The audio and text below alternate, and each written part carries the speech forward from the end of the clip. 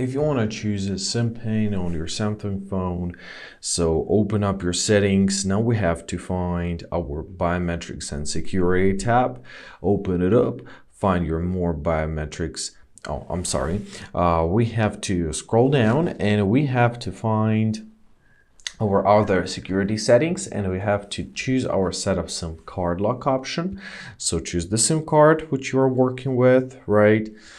Now we have to press change SIM card pin, enter your original pin which you have currently, right? And now you can enter your new SIM card pin. When you're satisfied, press OK. Now enter your new pin, confirm it. And basically that's it. We've got this message that our SIM pin has been changed successfully. And I hope this video was helpful. Thank you so much for watching. Have a great day and please consider subscribing to our channel.